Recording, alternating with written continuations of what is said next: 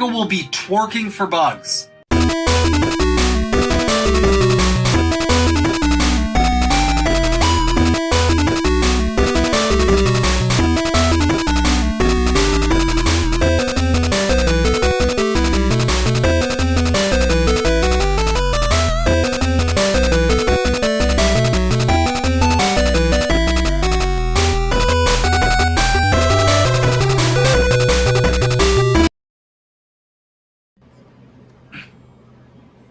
Hello, everybody. Happy holidays. I am, as always, your host, Snow Himbo. Welcome to Snow Himbo Streams. This is Thursday, December 19th, 2024. And I'm joined with Alex Knight here. What's up? Boy, do we have one hell of a show tonight. Hope everybody's holiday season's going well. This is this will be the last show before Christmas. So, want to wish everybody a happy holiday, Christmas, Hanukkah, whatever you celebrate, really, as we close out 2024, which is probably the most insane year in the history of years that I've been alive. God damn. How you doing tonight, man? Good, how about you? Yeah, I'm okay. Just kind of trying to get through it. Witcher 4 looks really exciting, doesn't it? Witcher 4 looks awesome, and the second I saw it, I was like, Chuds are going to lose their minds over it. I know. Sure enough, they fucking... They melted down. They're like, DEI woke that, and I'm like, what do you mean? She looks fine. Yeah, Siri looks. What's wrong with her? Siri looks good, actually. Yeah. She just doesn't look like. Oh, I get it. I understand now. She doesn't look 15 years old. That's why conservatives are upset. That probably lost a lot of libertarians right off the bat. Yeah. Well, the biggest characters, at least, the anti-woke stuff, the biggest ones are Andy Meon, I think that's his name, and then Andy Pants Gaming, those are the biggest grifters out there. So, and Brums, him too. Yeah, and I mean, Asmongold's kind of been here and there on it. I don't know. First and foremost, like, You shouldn't be judging a game on whether or not, like, you can goon to the protagonist. That's kind of weird. Yeah. That's actually really weird. Like, you should, like, see a counselor about it. And for those who are saying, "Oh, I wanted to play as Geralt," like, did they not play Witcher 3? Did they not play the ending to that game as well as the ending of Blood and Wine? I mean, you know what? They probably got the shit ending. The one where like you just don't do anything and you're like a terrible father figure also tracks for conservatives, and like Ciri just fucking dies, and then Geralt like is just miserable and enemies are closing in on him. And all those they probably didn't come and looks like they kill him. Yeah. So to everybody who didn't get the good ending to Witcher, the good ending is the most classic like passing of the torch ever. Geralt meets Ciri in an inn, gives her a Witcher sword, and then she's clearly like, okay, I'm a Witcher now. Like, this was the plan from day one after Witcher 3. It was always going to be Ciri as the protagonist moving forward. Yeah. So, I don't really get the outrage. And there's some really weird posts where it's like they're like going all like phrenologist on her, like talking about her physiognomy and stuff, like, oh, her ocular bone is off and all this nonsense, and I'm just like, do you hear yourself? I know, yeah. Now, it looks fine. One thing that I've heard from fans, which is an understandable concern, is that the voice actress has changed, which I can understand. But I already like the new voice for Ciri, so maybe that's just me. But I guess because she sounds more adult than now that she's older. So Yeah, she sounds fine. I don't like again, I don't understand this like I know there's always going to be like grievance farming with these especially these content creators where they're like they make a career off being outraged. That's the only speed they have. It's just like yeah, the left has really gone too far with this new woke video game.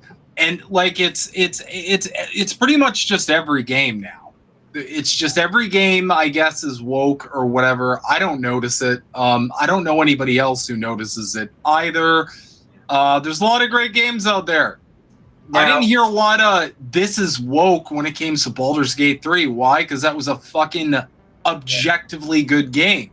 And I will say, I don't know about you, but at least for me, you know, that new protagonist for the new Naughty Dog game, I'm not a fan of her, at least. Because at least I've seen what Naughty Dog has turned into after the Last of Us Part 2 debacle. You know, how they were pandering to, you know, who I would call the SJWs. And, you know. What is the new Naughty Dog game? Intergalactic. I don't remember the subtitle for it, but, you know, I know that first part. Intergalactic game. The Heretic. Oh, right, the Heretic Prophet. Okay.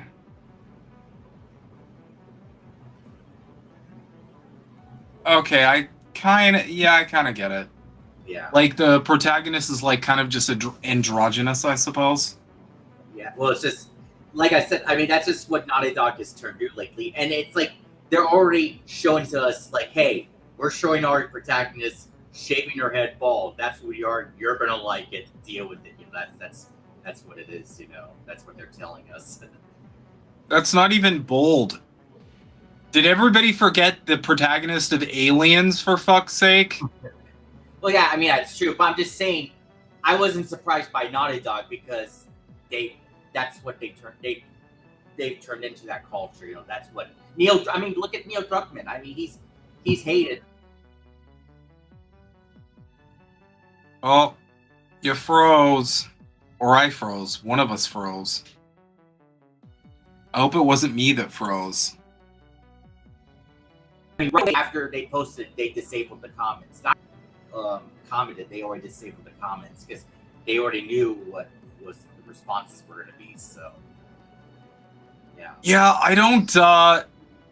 I've never understood the opposition to female protagonists in this whole like woke thing to begin with. I love female protagonists. It's just, you know, you know, some of them like how Naughty Dog does it. It's just, you know. Yeah. Thank you, Witchy. I know I'm fine.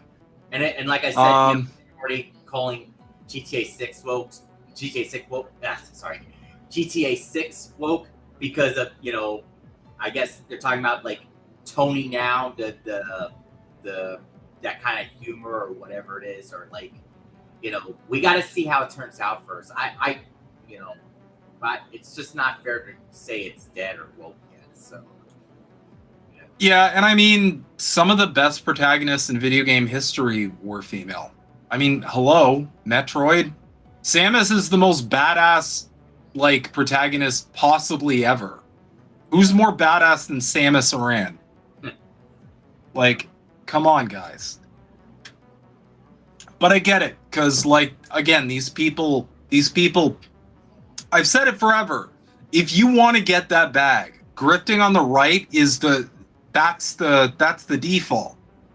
I mean, you can make a whole career out of just making videos where you're outraged about anything that isn't like 1950s, like traditional family value shit. Like it's a very lucrative industry. But anyway, we do have some breaking news. I know everybody here is closely following the arraignment and the proceedings of the trial of Luigi Mangione. This is from friend of the show, Craig Pasajardula. We're just gonna watch this right here. here over the rotors of the helicopter. Talk to us about what you're seeing now and just the scale of the law enforcement presence there. Yeah, like I said, I've never seen anything like this, Boris, to be quite honest with you. There are just law enforcement from so many levels here, and it's very clear, as you just saw, that walk from the helicopter all the way down that pier to that Sprinter van, which he just got into, while he's shackled. They clearly want the photo opportunity to show what they believe they got their guy. I mean, that's what it really feels like, because that was like a long perp walk, as we would call it in the news industry. And now we're told in that Sprinter van he will travel to a federal building where he will be federally processed. And Craig kind of shares my sentiment. I've been talking about this. I'll get into detail of it in a bit. Crazy police presence in New York as Luigi Mangione, Luigi Manigo, oh, pasta, arrives from Pennsylvania. Not saying this as an activist, but as a political commentator, it appears to me that the reason for the heavy police force is because the ruling class is scared. Thoughts. Nailed it. And I'm not gonna lie, some of these pictures just go so fucking hard. Like, come on now. Come on now. Friend of the show, Revolutionary Blackout Network, Nick Cruz. Look at that. Yeah. That's just based. Like, I'm sorry. This by far is the funniest. This might be the funniest picture on the internet. Fucking, like... Like, what? What is this? Come on now. And they've got the Luigi hat on. He's got a Fallout mask, or she, I'm not sure, but like they've got a Fallout mask on. He's got a Luigi hat on, and like, oh my god. I'm sorry, this is just too fucking good. Yeah. But this right here is pretty crazy. Just this like comparison that someone made, because someone I guess noticed uncanny resemblance to this 1306 painting by Giotto di Bondone, The Arrest of Christ, Kiss of Judas, as part of his famous Scrotegni Chapel fresco in Italy. I mean, it's a classic, like, forward shot, and that might have inspired kind of the, because Greg's saying it's a psyop, and I get it. I lean there too, but, I will say, like, this sort of artwork can also influence, like, the cinematography and, like, the photographers. Photographer could have gotten in front of that and been like, oh, this would look like this painting, and that could be the reason for it.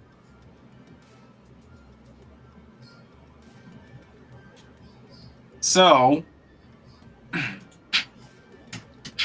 I do have some thoughts on specifically the terrorist charge, because he was charged with terrorism, and that's a charge that a lot of people are really confused by.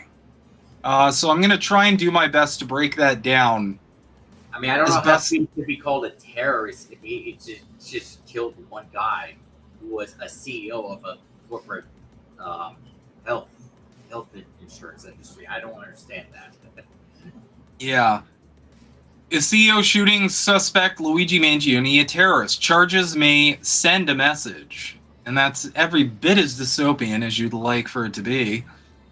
When a New York grand jury indicted Luigi Mangione, the man accused of gunning down United Healthcare CEO Brian Thompson earlier this month for murder as an act of terrorism, the move raised some experts' eyebrows.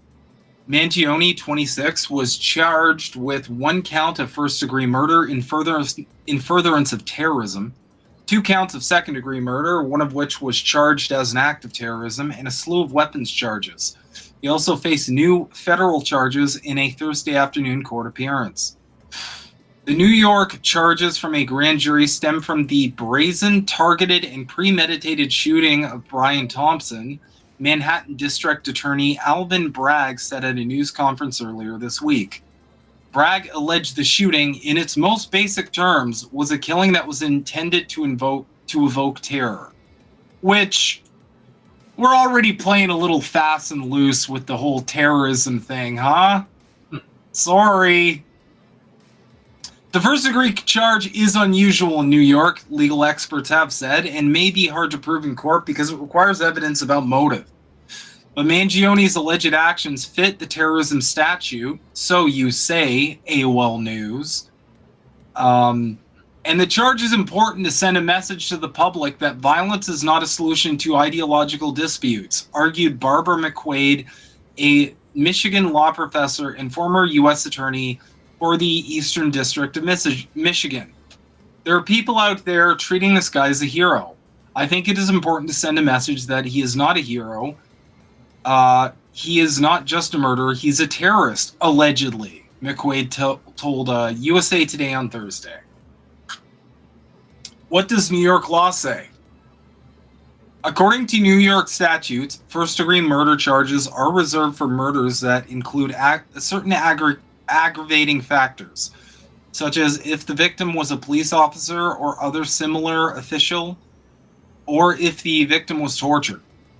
It can also be applied if the crime was in furtherance of an act of terrorism. So we keep seeing that language repeated.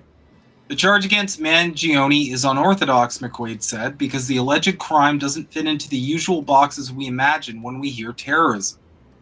When we think of terrorism, we think of a designated foreign terrorist organization like Al-Qaeda or Hezbollah, or we think of the explosion of a building, she said. Jesus Christ. Like, they think people are so fucking stupid. Yeah. This is like explained to a 5-year-old kind of like wording.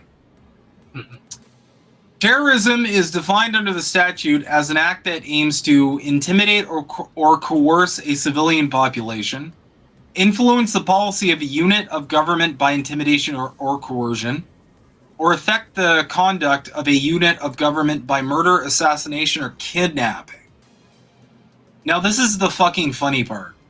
This is where they get real slimy with it. Why did prosecutors add terrorism to charges?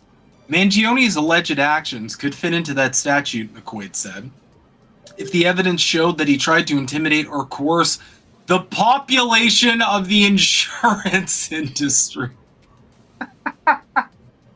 I'm fucking sorry. God. So now, if someone killed someone who was running Wall Street or whatever, that he'd be a terrorist too. Yeah, they would be trying to intimidate the population of Wall Street, I guess. We're getting this fucking slippery with it. Or perhaps aim to influence government policy regarding insurance. I think they can make the case that the motive here was to make an example of someone. Oh, we're saying okay. Make an example of someone who works in the insurance industry for their practices that harm consumers, she said. In adding the terrorism element to the murder charges, Bragg has made his job harder because he'll have to prove not only that Mangione was the killer, as in a standard second-degree murder charge, but that the motivation for the killing makes it terrorism. McQuaid and other experts said it's not a slam dunk. Well, no shit. You don't even know if it's the right guy. Slam dunk. Slam dunk these... Anyway. What the prosecutors have done now is they've taken a very straightforward murder case and they've charged it as this very serious act of terrorism, and I think they're going to have a very difficult time proving that, former federal prosecutor Duncan Levin told MSNBC. Still, McQuaid said Bragg is justified in adding the terrorism components, and prosecutors usually charge the highest charges they think they have the evidence to prove. Bragg may have also considered the public reaction to Thompson's slaying in his decision to tack on terrorism, McQuaid said. Okay, we're we're starting to say the quiet part a little bit out loud, I think. The shooting sparked a wave of contempt for health insurance companies and the celebration of Mangione as a hero by some. Bragg wants to send a message of deterrence, she said. One of the important theories of criminal justice is deterrence. It isn't just to punish wrongdoers. It isn't just to protect public safety from people who are dangerous. It is also to deter so that people look at this and say, oh, this is a bad thing. However, other legal experts may have said that Mangione may have been overcharged, which happens when a prosecutor files charges beyond what the evidence supports. This victim was shot in the back of the head, not the front of the head, on a quiet sidewalk early in the morning in the dark. It doesn't appear from a defense attorney's perspective that this was intended to be a terroristic type of murder, criminal defense attorney Stacy Schneider told CNN. Schneider told CNN that a criminal defense attorney could argue the public response to the shooting was totally unpredictable, which is hilarious because, like, everybody predicted this response. Any American I know, family included, who's ever dealt with a fucking health insurance company, gets it. And that's most Americans. It's like, yeah, no, I get it. I totally get it. I totally get that someone would just snap. Mangione waived his right to an extradition hearing on Thursday morning and was transported from Pennsylvania, where he was being held since his arrest, back to New York City to face new charges. His defense attorney, former Manhattan prosecutor Karen Friedman Agnifilo, also said that Mangione was overcharged and said she would fight the charges. She knows how to defend a case like this, Levin told MSNBC of Friedman Agnifilo. So I have thoughts.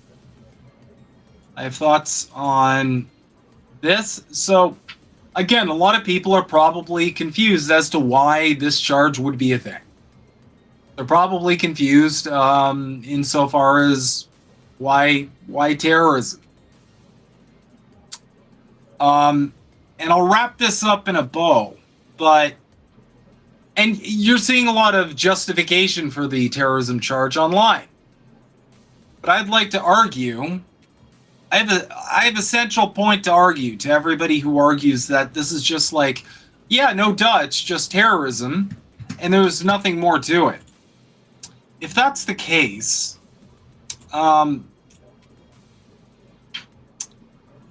this is the case of Dylan Roof, who gunned down a bunch of people for the explicit reason of starting a race war. Okay, so by the definitions of terrorism, this is right there. We've got a bunch of different ones too. From his Wikipedia page right here, you just go down to motivation. According to a childhood friend, Roof went on a rant about the killing of Trayvon Martin in the 2015 Baltimore protests that were sparked by the death of Freddie Gray while Gray was in police custody. He also often claimed that blacks were taking over the world. Roof reportedly told friends and neighbors of his plans to kill people, including a plot to attack the College of Charleston, but his claims weren't taken seriously.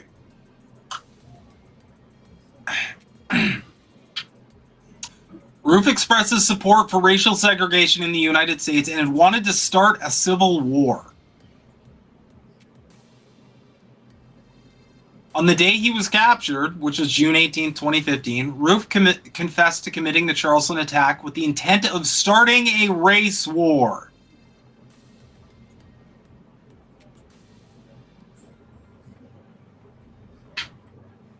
Now, he was charged with 9 counts of murder and 1 count of possession of a firearm during the commission of a violent crime. Maybe you could tell me what charge here is suspiciously absent. The degree of murder, is that what's supposed to be in there? Either first. Well, there's also no terrorism. Yeah, that's which right. Yeah. is very suspicious, because by the same definition that they're justifying the charge with Luigi, There's no terrorism here. So Well, the reason why, they care about, the rich people, not the poor people, like Steph was saying in the chat. So that's why. that's pretty much exactly it. And I mean, I think that's pretty clear cut.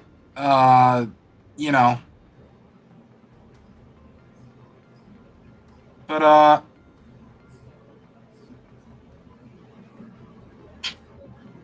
this is pretty much my take on the matter. I'm going to provide a little bit more analysis. Charging Luigi with terrorism is a very deliberate action. It is a small step towards the destination of branding any anti-capitalistic sentiment as terrorism. The dream of the bourgeoisie has always been to criminalize any dissent against the system that enriches them.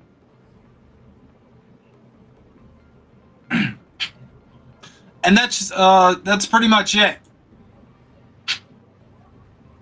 This, in my opinion, is a small step in the direction of making any objection to this capitalist hellhole that we have to toil under here in North America and over, in the Europe and the Western countries there. Any objection to the capitalistic hellhole that we are forced to live under. Terroristic. This is always their go-to. And I don't think there is anything that would make the rich and powerful wet their pants with joy more than policing any kind of speech that criticizes the system that keeps them powerful and rich, while everybody else is poor and basically living in a state of constant anxiety over their finances. I mean, shit, we live in a system where, if you lose your job, that could be it. You could lose your home. You could end up homeless. You could eventually end up dead. One emergency, one missed bill, one situation where maybe you got to take your dog to the vet and it sets you back and you can't make rent. That's reality for millions of people. Yeah. They want to make it so that any kind of dissent against this unbelievably broken system is punishable. This is like bourgeois Iraq war propaganda. Because again, at the end of the day, there would be nothing. I don't think there would be anything more American than calling anybody who criticizes capitalism a terrorist. That just tracks with pretty much everything American ever. That might be the final culmination of this long-term Cold War project they got going on. So, at the end of the day, that's kind of my breakdown. Everybody, let me know what you think about it, but that's kind of my take on it. I think the terrorism charge is very deliberate, and I think it's to start a trajectory. And we're only going to see this ramp up in the Trump years with Elon and the other like pile of billionaires that he's aligned with for his presidency. We're probably going to see this ramp up quite a bit. So buckle up, because there's nothing they'd like more than to just suck all of the revolutionary fervor out of people, all the class consciousness, all of it. Your average billionaire would love to just throw all of the poor people in jail who would dare to ask for more than the pittance they're given for their labor.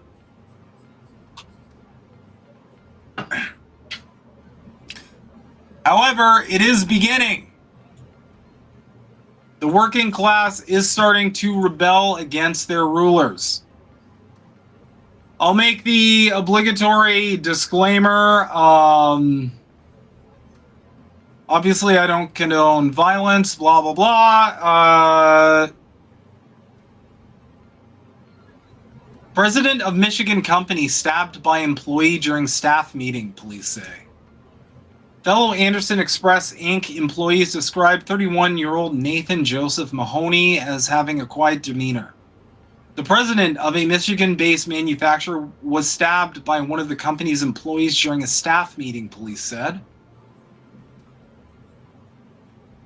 Nathan Joseph Mahoney, 31, has been charged with assault with intent to murder and fleeing and eluding a police officer in connection to the stabbing of Eric Denslow, the president of Anderson Express Incorporated, according to the Fruitport Township Police Department in Michigan court records. Mahoney allegedly stabbed Denslow around 9:20 a.m. on Tuesday at Anderson Express Incorporated in Muskegon, Michigan. Fruitport Township Police said in a news release. It's about a 40-mile drive northwest of Grand Rapids. Fruitport Township police officers were dispatched to the business at 9:23 a.m. after receiving a 911 call about a reported stabbing, according to the department. Denslow was stabbed in his side with a knife, allegedly by Mahoney, who subsequently ran away from the business, entered his vehicle, and fled the scene, police said. Mahoney was eventually stopped by police and taken into custody about 15 minutes after the incident, according to the department. So, they were super worried about copycat sort of situations going on. And really, I don't think it's as simple as copycat situations. I think what's happening is the event surrounding the gunning down of the United Healthcare CEO has emboldened people. In a way, I feel like it has given people permission to essentially wage war against their oppressors. The CEOs, the business owners, the capitalist class. And again, like, we get into these weird territories where we have to kind of like make the obligatory, like, no violence isn't the answer. But what I'm arguing is like, yeah, but this is just gonna fucking happen. Yeah. Okay, we're at a point where everybody's, I think society is just collectively at a breaking point. We definitely are up here in Canada. I definitely know it's the same thing in the States. People are just at a breaking point. They've had enough. And unless there is like systemic change, real, actual, tangible change, you're just going to see more of this. More of this is going to happen. That weird denial hamster, Brian or whatever the fuck, he's not going to be the last denial hamster or other CEO hamster. They all look like hamsters. I'm not sure why. He's not going to be the last CEO to get clapped. That's going to happen again. Yeah. Because like nobody's speaking to the economic harm, the economic violence that is being conducted against the working class in so many different facets. Whether or not it's health insurance companies, whether it's the for-profit American healthcare system to begin with, whether it's grocery stores jacking up prices and all operating in collusion with one another to maximize their own profits, whether it's greedy landlords squeezing every last dime out of your paycheck, or whether it is your job that will drag its heels nonstop to prevent you from getting any kind of economic relief, while in the same breath they brag to their shareholders about their record profits and their record growth. People have had enough. And whether it's Trump coming into office or PP up here in Canada coming into office, whoever is getting behind the wheel of the ship, if they don't deliver, this is going to amplify. very fucking quickly.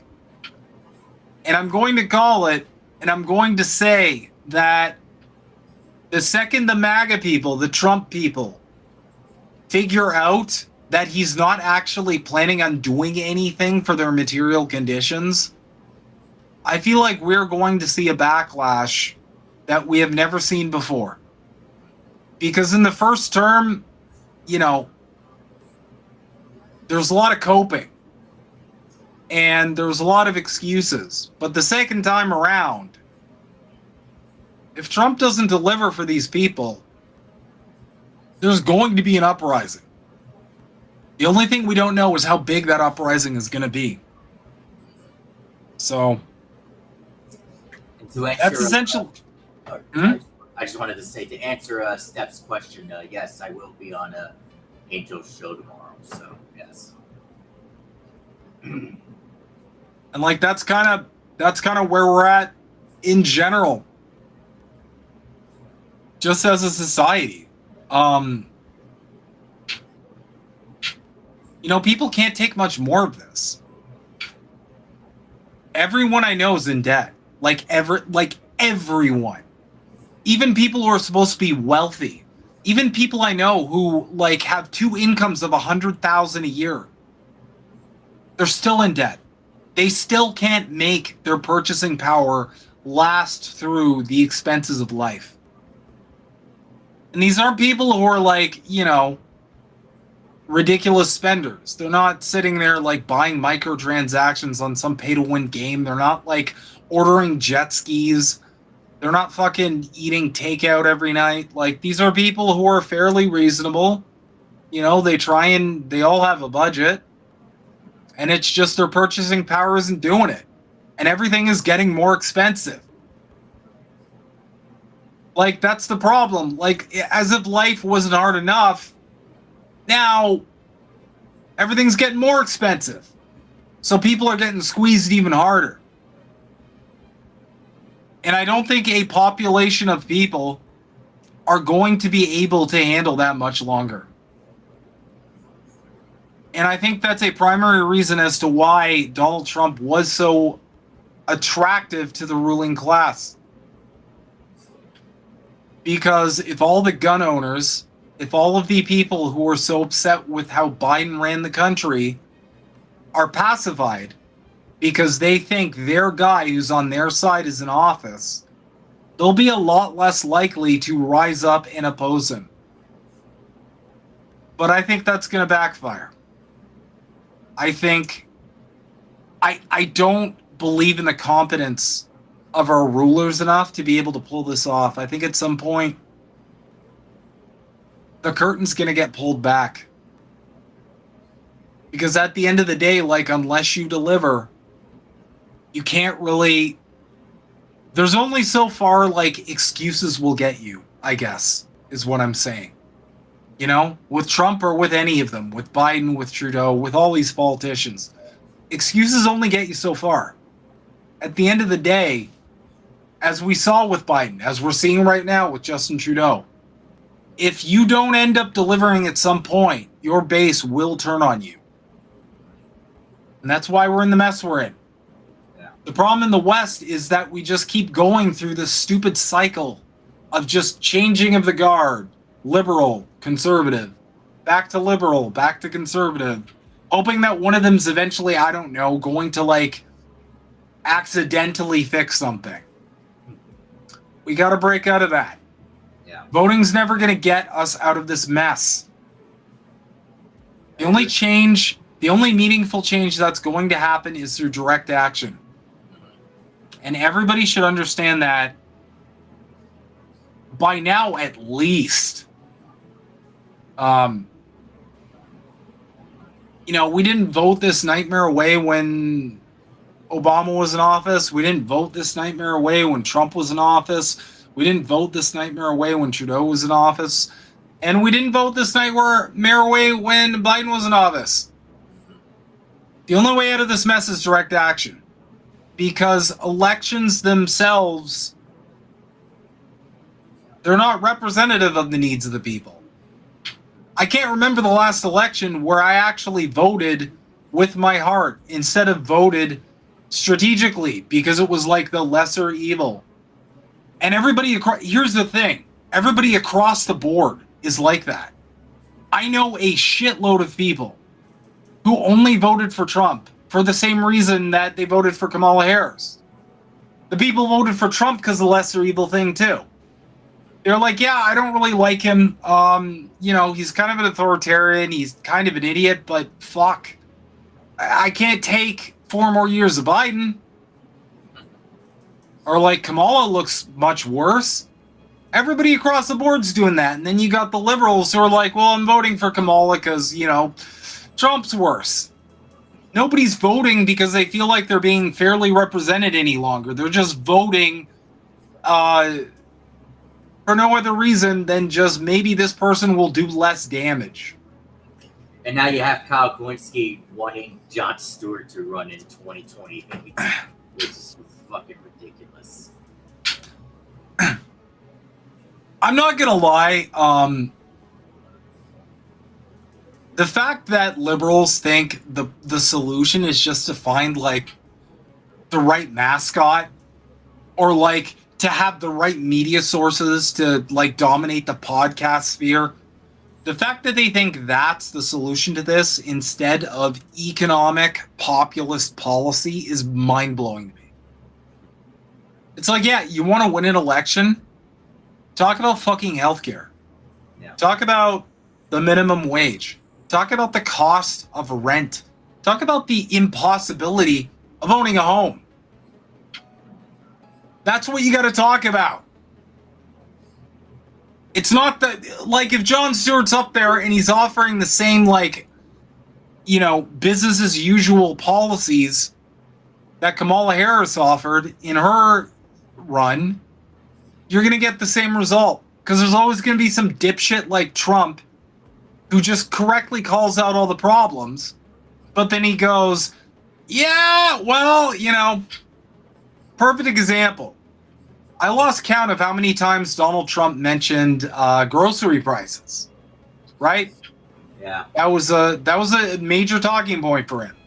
Now he's saying, well, grocery prices are really hard to get down. So, once they're up, it's going to be hard to get them down. Every conservative does this. They correctly call out the right problems, but they don't have any solutions. Yeah. They just call out those problems so they feel like they connect with you. And once they connect with you, then they earn your consent to rule. And then they always do the same thing. They just do whatever's going to benefit big business and big corporations because that's who they really work for. That's who they represent. And that's, in a lot of cases, like Trump, who they are. And same thing with Pierre Poilievre up here. That's who he is. They have different class interests from workers. They always have. I'll be back just 1 second. Sure thing. Let's read some comments from the comrades, the comrade mads, the comrade. I'm gonna stop talking now. What's up, Rick? It's a Reagan holding pattern. Fuck yeah, it is. I hate it. I hate it so much. Can you imagine where we'd be without Ronald fucking Reagan? Jesus Christ, he's just a walking... He was the first... Reagan was the original sin in America in a lot of ways.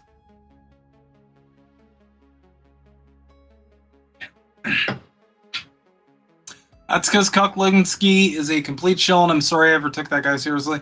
Hey, listen. The problem with a lot of bread tubers is it isn't lucrative to be worker.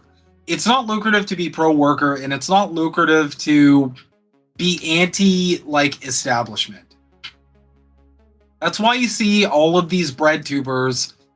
They may talk populist rhetoric, they may talk, left-wing or even socialist rhetoric, But at the end of the day, they're just going to tell you to vote blue. It's because that's what gets the eyeballs, and that's what gets them access, and that's how they make a living. True anti-establishment voices are not popular. They don't get you very far. You're not going to make money off it. People need to get, like, when you do this, when you're a content creator, when you're a journalist, and you rely on that to feed your family, when you rely on that to keep a roof over your head, there is going to be a business incentive. And anything that is truly outside of the box, anything that's truly not at least establishment adjacent, is going to hurt your bottom line. That's why I see people like Kyle Kalinske or Breaking Points or the Vanguard or the weird leftist mafia people or Hassan Piker, all of them. All of them. That's why you always see them go vote blue no matter who. That's why they all shit on third parties. That's why they all, minimize discussion of direct action. It's because at the end of the day, they're looking for their bottom line, and that's not even their fault. This is what they do for a living. They don't get a steady paycheck like the rest of us boors. They've got to give their audiences what they're looking for, and their audiences are not looking for, hey, voting's pointless. It's all basically pro wrestling. Both of these parties work for corporations and billionaires, and that's it. There's no difference between either of them. The ruling class is going to achieve its aims regardless of which puppet you vote for. You should participate in direct action. You should start organizing and starting to try and coordinate a general strike. You should start, unionizing your workplaces. You should, maybe it's time for a revolution. That stuff is never going to positively influence these people's bottom line. And the thing is, at the end of the day, it would. It would. But then you'd run into additional problems. As someone from Indie News Network, I can safely say, the second you step outside of that bubble, the second you step outside of that comfy, vote Democrat or vote Republican, and let's kind of just peacefully protest, and let's kind of, don't make any waves. The second you step out of that bubble, you start getting into shadow banning, you start getting into demonetization, you start seeing your videos get taken down, and that all affects your bottom line. And if you're looking to actually make it monetarily as a content creator, as a streamer, at some point you're going to have to toe the line. And unfortunately, until we figure out that problem, you're going to see this with all these prominent figures. You're going to see this with all these big streamers and these big content creators. They're just, regardless of what they say, at the end of the day, they are directing you back into the machine. The second you say, no, fuck the machine, we got to tear it all down, or no, we got to build a new machine, all of a sudden, people fall off. So that's kind of the problem there. That's the major problem. What's going on, Watchdog? How you doing, comrade?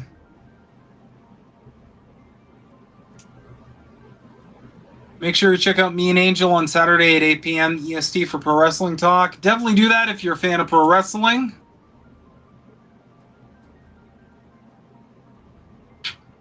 Well, in the next couple of years, I can see the audience turn on even the left bread tubers. Rick, a lot of them already are. Yeah. A lot of them already are. Especially when the bread tubers, every time election day comes, every time election season comes, they all dial back the revolutionary rhetoric, and they start up again with the oh my God, Kamala's going to win in a landslide. Oh my God, Tim Walz. Can you believe this Tim Walz guy? I'm soying the fuck out over here. I love Tim Walz. I want to shower with Tim Walz. You're going to see that every single election cycle. Because this is if Liz Cheney becomes the nominee or whoever it is. yeah. They're like, yeah, Liz Cheney, or like, yeah, you know what? Like that little piddly policy that affects like 12 people because the rest of them can't really, it doesn't apply to them because their material conditions aren't good enough. That's based. Oh, it's so good. That's gonna, oh, look at all these progressive policies. You're gonna see that because it affects their bottom line. And until it doesn't, until we have a system where you can make as much money promoting anti-establishment revolutionary ideas, promoting direct action, promoting, you know, a post-voting, post-duopoly sort of mindset. Until you can make a living doing that to the same degree that all of these fucking bread tube hacks that just sniff the DNC's throne every 4 to 8 years, you know, you're always going to be fighting an uphill battle. And like I mentioned before, you know, people, if they're calling Jimmy Dore the grifter, he's the biggest grifter, when that's just not true. Those people, you know, like Kyle Kowinski, the Vanguard, Chris Ball, Emma Vigeland, all those people, they're the biggest grifters ever, you know. They're the ones. I mean, progressive ball, hey, bad cookies. Progressive ballsies, you mean neolib lies? Yes, I do. That's exactly what I mean. Rick, they all are going to bow down to an AOC run. They absolutely will. This is a good comment, though. And she just lost her committee seat or whatever it was. Yeah, to like a dinosaur with cancer, so... Nobody's going to want to advertise on your What Must Be Done comment podcast. Exactly. The problem is the ways that you actually fund, the ways that you pay for your time are very limited. I've lost count of how many of our videos have been demonetized. If I didn't have a full-time job, if I just counted on this to make a living, I'd probably be forced to go down one of those avenues, one of the safe avenues. And if this ever becomes a thing where I depend on it to make a living, I'm going to have to figure some other shit out. Because at the end of the day, unless you play ball with the establishment, you're not going to rise in this line of work. I don't do this for money anyway. I do this because I want to promote class consciousness and I want to help people get working class solidarity. I want to analyze what's going on in the world, psychoanalyze what's going on in the internet, and provide you guys with a framework you can use that will help you and help you radicalize people around you. That's the only reason I'm doing this. And it's not just selfless, it's also selfish. I personally want a post-capitalist society. Not only because I think it's inevitable, because I think it fucking is. Capitalism isn't compatible with the future. It never has been. We're going to reach a point where it's not going to make any sense, technologically at least. But also because I want a society where people's material conditions aren't so tenuous that one mistake or one incident of bad luck results in you losing everything and potentially losing your life. We can do better than that. Everybody in society can do better than that fucking madness. I'm tired of waking up to a waking nightmare every day where every single event that happens on the news is anxiety-inducing. I mean, shit, look at it. We've been afraid of World War III for like a fucking year now. There's an active genocide. There's an active genocide going on in Gaza.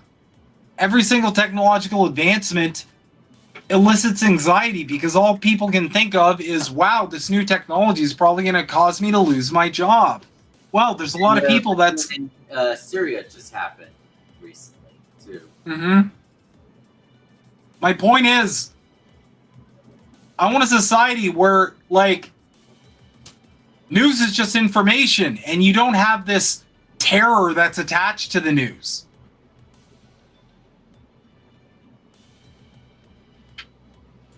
100% correct, Watchdog. That was Marx's observation in the first place, that the system is unsustainable and people to eventually overthrow it. And I think we're there. Like, I really do think we are fucking here. I don't think this is a future thing. I think we're here. People just don't. They need the context to fully understand what they're feeling and what they're thinking about their material conditions. So, anyway, we're going to move on for now because this is interesting. I'm going to shit on Elon Musk for a bunch because I think he's a cringy, deformed Teletubby and he needs to be shit on every single day until something happens to him. And I'm going to leave it at that. If you're not following Hotspot, what are you doing with your life? Please do. Yeah. But yeah. Most beautiful woman you've ever seen. Well, yeah? May at school, May was a slightly heavier built girl. Okay. And actually, what happened was we broke up when she was in final year, and no, wait a minute, when we were going out. Yeah.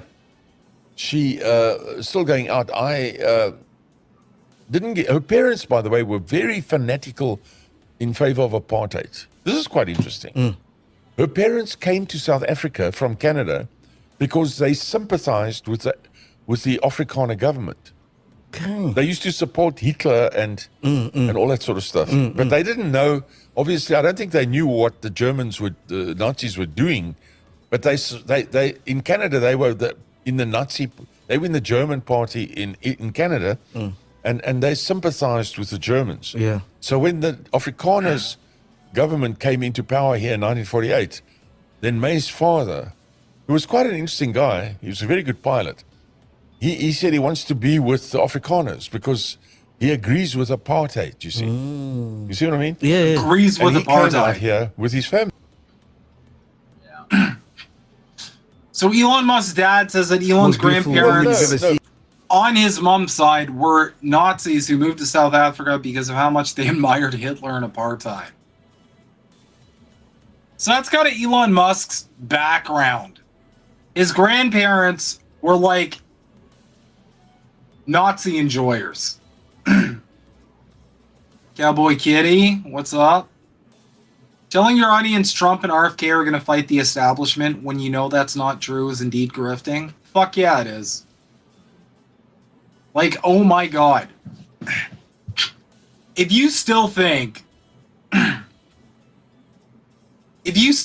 this point that Trump and RFK are anti-establishment, I don't you're just actively choosing to be stupid. That's what you're doing. You're choosing to be dumb. And that's like the main gripe I have. I haven't tuned into Jimmy Dore in a hot minute. He could be saying different stuff. And once Trump takes office, he could just continue with business as usual and, shitting on him like he did before. But, there's a lot of Trump is fighting the deep state. The establishment wants to go after Trump. I've seen a million videos where Jimmy's on that angle, and I can't fuck with that. Well, I'm sorry. Well, I will say, Jimmy, I think Jimmy knows he said Trump's not going to fight for you. He hasn't been voting for Trump. He just said, all he said was the mainstream media and, all the people who hate Trump. That's who he's talking about saying, oh, they fear Trump. That's all he's saying. I don't think Yeah, because Trump, because that's a sales pitch. Yeah. They know, the rich and powerful know that the majority of people don't trust the media. They've seen the numbers. So it's a sales pitch. Yeah. They're like, Orange Man bad, Orange Man against us. They're selling the same lie that he's selling. He's saying I'm against the establishment, and the corporate press is selling the same thing. They're like, yeah, he's opposing the establishment. They're all working together to sell you the same fucking lie. That Trump's against the man. He's fighting the machine. He's against the deep state. So, I don't know. I haven't seen enough content lately to make an assessment. From the content I have seen, it's oh my God, the establishment is so against Trump. And I'm To- like, to, no, they're not. To No, answer, they're not.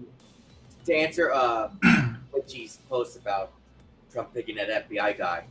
No, Jimmy wasn't saying, "Oh, this is Kash Patel." Is that his name? The new FBI guy. Is that his name? Yeah, he's weird. He's not He's saying, so fucking Kash weird. Patel's gonna fix all the stuff. Jimmy Dore's not saying that. He's just saying compared to the other FBI guys that were appointed. He just said he's like, at least on paper, or what at least compared to the others, he's the best one. But he's gone after Kash Patel for his support for Israel. So Jimmy isn't blind support for Kash Patel. He knows who he is. So Okay. Again, I'm not. I don't have an axe to grind. I'll always. I will say, sorry, I just want to say, I was at a Jimmy Dore comedy event the day after Thanksgiving, and I think it was I think Steph Severano first came on stage. She mentioned Tulsi Gabbard, and there was some applause that got in. Not a whole lot, but there was some applause. But then Jimmy Dore mentioned R.F. Kennedy, and everyone in the room applauded. I was like, what the fuck? Guys, come on. Yeah, this is a problem with, and again, with Jimmy, with all these people, this is the problem. It's not a this content creator or that content creator. This is a systemic problem with working in this field. If you wanna help your bottom line, you got to work with the machine. And what's very profitable, since Joe Biden's and the Democrats are in office in the States, is if you work as the opposition, if you work kind of like right-wing adjacent, if you work like, Trump and RFK and all these people who are against the establishment, quote unquote, that's profitable because it's still the machine. You're still supporting the machine. Trump isn't running as an independent. He's not running third party. He's running in the Republican Party. That's part of the machine. That's part of the establishment. That's what I don't understand about all these people who are like, he's anti-establishment. It's like, if that were the case, why is he literally running in the establishment? And this is where a lot of people who are getting disillusioned with Trump, his cabinet picks, his takes, his support for Israel, all that, you guys could take a page. You guys could learn a lot from people on the left, because we've been through this whole I'm going to change it from within bullshit before. I went through it with Trudeau up here in Canada. A lot of people went through it with Obama. A lot of people went through it with Bernie. This whole we're going to fix the establishment, sort of change everything from within sort of mindset. You guys could learn a thing or two from us, because we've been through this shit before. That's why we're jaded. That's why we're post-duopoly. And I thought Tulsi Gabbard would be the one, but I was wrong about that too. So I hate to be smug, but I never bought her shit. Not from day one. I was always like, I think this is a psyop, and her convenient background working with intelligence. I'm like, nah, this is a psyop. This is a sheepdog. But I know she got a lot of people. I know a lot of people fell for the Tulsi scam. But again, to my point,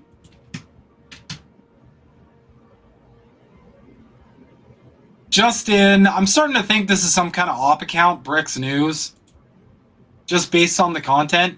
Justin, Elon Musk declares war on the deep state. Deep state traders are coming after me using their paid shills and legacy media. I prefer not to start fights, but I do end them. No, he's just talking about leftists that are coming after him. That's all he's talking about. And the comments are pretty good. The ones that aren't just obvious, like troll farm accounts. Israel is the deep state.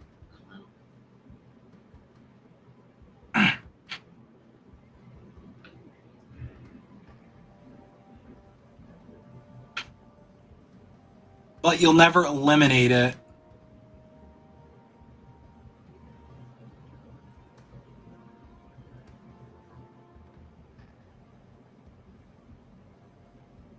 He loves Elon. Oh my fucking god. Yeah, there's a lot of these accounts that are just like, we need to push Elon, the richest man in the world, as someone who's like fighting for us. Which is funny. Isn't he a billionaire? What's funny is this guy literally is a defense contractor. He literally works with the fucking deep state. He works with the deep state. He works for the deep state. And they're like, he's gonna fix the deep state. I'm sorry, I can't with these fucking people. I can't do this. It's too clown shoes. I mean, if you're in a Democratic Party or a Republican Party, you're not going to fix the deep state. That's just not a thing. No. But anyway, I'd like to point more towards how fucking cringe this person is. Look at this ridiculous bullshit. No! Look at this ridiculous bullshit. Let's go! Really? No. What the fuck am I looking at? Or as that clip that Jimmy Dore likes to share. He's so dead, that fucking bastard. Nobody elected the unhinged, bouncing around, demented Teletubby Musk to office. Like, what are we even doing anymore? I really like demented Teletubby. Because that's what this is. This is, like, look at this shit. What the fuck is this? It's like Howard. I'm sorry, I hate him. I hate him so much. I will never understand people who actually like Elon Musk. He's not only the least likable person I think I have ever seen in my fucking life, but he's also so very clearly not on your side. Like, you gotta give it up to, like, the intelligence agencies, because I don't know, I legitimately do not understand how you convince a group of people that a billionaire, the world's richest man, who's literally got, like, defense contracts. He literally works with intelligence agencies. He works for the government. How that guy is somehow, like, on your side. How he's against the establishment. I gotta hand it to the feds, because I didn't think they'd be able to pull that shit off. I don't know how you pull that off. Because it's so absurd on its head.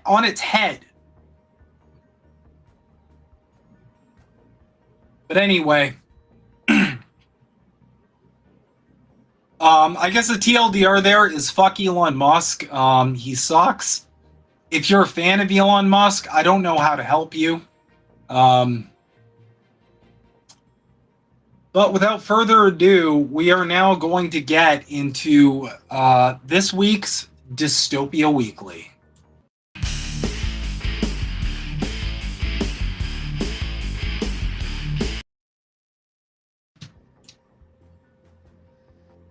So in other news, I guess a lot of the bird flu stuff is really popping off. Yeah, I heard about that. And I mean a lot of it. And I want to break it down because I don't want people to fall for the same shit that they did with COVID. And I'm not going like the tinfoil conspiracy route here. I'm going the let's use a crisis to further our own agenda, even when it doesn't really make sense in the context of the crisis, and it just kind of furthers our own agenda. That's kind of the angle I'm taking with this. Never let a good crisis go to waste is the modus operandi of the establishment. It always has been. Any single time there's any kind of disaster, there's any kind of like problem in the world, any kind of thing they can point to and use as a justification to further their own wealth, further their own power, and further their own control over us, they will use. People need to wake up to this reality. So this is a post that came from telegraph.uk.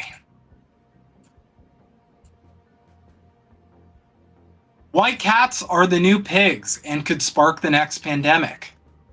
Scientists say that, like pigs, they are a mixing vessel that could enable H5N1 bird flu to mutate and spread. Experts have long regarded pigs part of the livestock. Weird that they're going with that angle. Except all of the times I've been calling out that they're focusing on the livestock when it comes to bird flu. As one of the greatest zoonotic threats to public health because their cells allow viruses to mix and mutate, creating new strands capable of causing human pandemics. That's how the 2008-09 H1N1 swine flu pandemic started, and it is suspected that pigs in Haskell Country, Kansas, I think that's meant to say county, may have triggered the 1918 Spanish flu pandemic, which is estimated to have killed between 500 and 100 million people. Now a new study suggests that pet cats could be just as dangerous and could provide the bridge that allows H5N1 bird flu to mutate and jump to humans. Speaking of cats, my cat.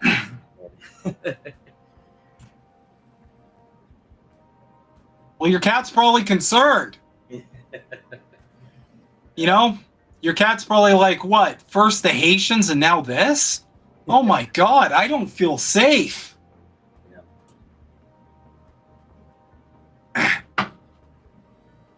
The study published last week in the academic journal Emerging Microbes and Infections found that cats, like pigs, had cellular receptors that allow them to act as mixing vessels for reassortment of avian and mammalian influenza viruses. Further, cats which had recently died of H5N1 bird flu were found to have unique mutations suggestive of potential virus adaptation. The continued exposure, viral calculation, and adaptation of the H5N1 virus in cats raise significant concerns for transmission and public health, concluded the study's authors from the University of Pittsburgh. Cats, they added, frequently interact with humans and other species and could therefore serve as a bridge for cross-species transmission of the H5N1 viruses. A pandemic of avian H5N1 has killed millions of birds around the world in recent years and has been detected in more than 21 mammalian species, including foxes, skunks, sea lions, mink, dolphins, raccoon dogs, seals, and mice. Most recently, more than 846 cattle herds across 16 states in the U.S. have been hit, interrupting milk supplies and causing experts to warn that the virus is getting even closer to humans. So again, we are focusing on the livestock.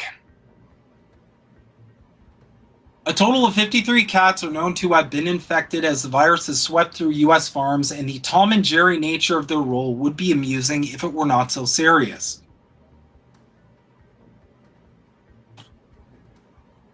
In Texas, for example, 24 cats became infected with H5N1 after drinking raw milk from barnyard floors where sick cattle were being kept. Well, I don't know. I'm just spitballing here, but maybe don't let the cats drink raw fucking milk from infected cattle. Have we thought of that? Just saying. And in August, 3 indoor cats in Colorado caught the virus, with experts suggesting they may have picked it up hunting mice infected from nearby farms that had subsequently gotten into the house. As part of the new study, researchers conducted postmortems on 10 cats, one of which was just a 6-month-old kitten, which died of H5N1 in South Dakota after consuming the remains of dead birds in April this summer. Samples taken from their brains, lungs, and stomachs found their cells had receptors which, like pigs, meant they were susceptible to both mammalian and avian forms of influenza. Infected cats develop systemic infections and shed the virus through both respiratory and digestive tracts, potentially creating multiple routes of exposure to humans, says the study. Furthermore, the ability of the virus to persist and adapt in mammalian hosts heightens the risk of evolving into strains with increased transmissibility, posing an emerging zoonotic threat with profound public health implications. Pigs pose a particular risk of incubating new viruses, not just because of their biology, but because they are intensively farmed. With thousands of animals packed closely together and viruses hopping between animals and humans, the mathematical chances of an infected herd developing a mutation are higher. The same phenomena was observed in mink farms in Northern Europe during COVID. Cats are not farmed in the West, but pose a different risk because of their predatory behaviors and proximity to humans, say experts. They live in our homes, curl up on our sofas, and sometimes even sleep in our beds, providing opportunities not only to contract human flu strains, but also to spread avian viruses back to people.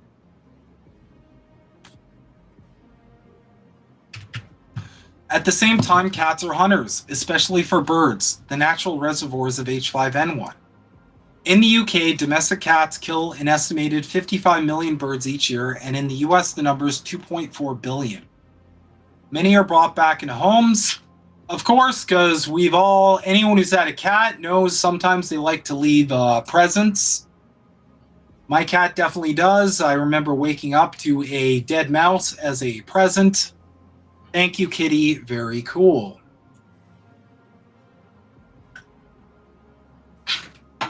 It is known that cats can pass a range of pathogens on to humans, including respiratory feline infections, pneumonic plague, lungworm, and kennel cough.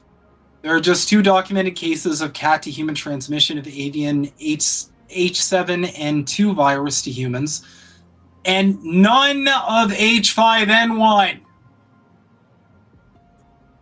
But it would not be a surprise if it happened. Certainly, the virus can be deadly for cats. Symptoms include convulsions, blindness, brain swelling, paralysis, difficulty breathing, and bloody diarrhea. More than half, 67%, of the cats known to have contracted avian H5N1 in the US died painful and drawn-out deaths. Autopsies conducted on 12 barnyard cats that died in Texas earlier this year revealed signs of severe systemic infection, including lesions on their hearts, brains, eyes, and lungs. For people too, H5N1 can be fatal, although it is yet to gain the ability to spread person to person. Since 2003, at least 930 people have caught H5N1 and 463 have died, virtually all after coming into contact with infected poultry. Over the last year in the US, more than 60 people have been infected, mainly farm workers who only suffered very mild illness. However, a teenager who acquired the infection in Canada through an unknown source has been in critical condition for almost 2 months and remains in intensive care. The British government recently announced that it had procured 5 million doses of an H5 vaccine in case the virus starts to spread between humans, something that could trigger a pandemic. In the US, the Center for Disease Control website now recommends that people avoid close or direct physical contact with sick cats who may have been exposed to the virus.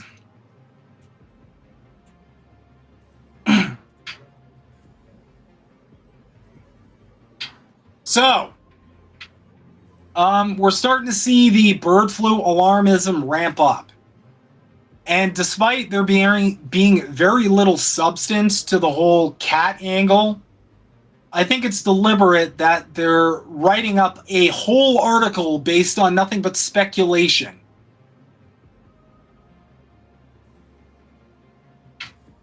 just to scare people because people love their cats.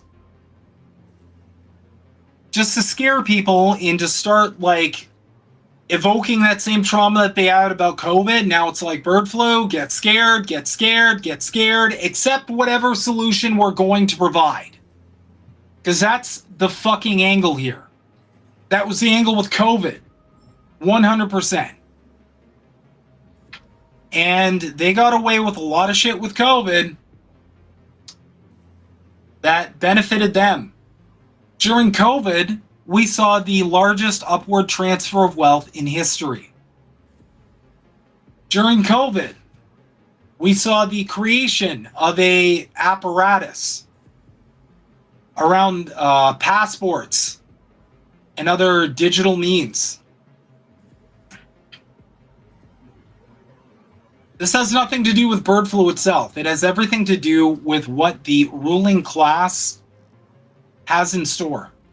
And I think it's convenient that even in an article about cats, the focus is livestock.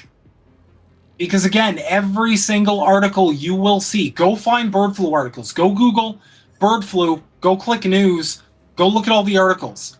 All of them will be like livestock, and livestock, and like the food supply, and like milk, and like livestock.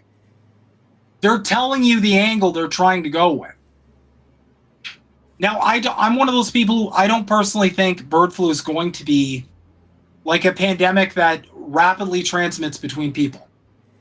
I think the risk is going to be coming from the livestock. I think that's going to be the target. Why do I think that's going to be the target?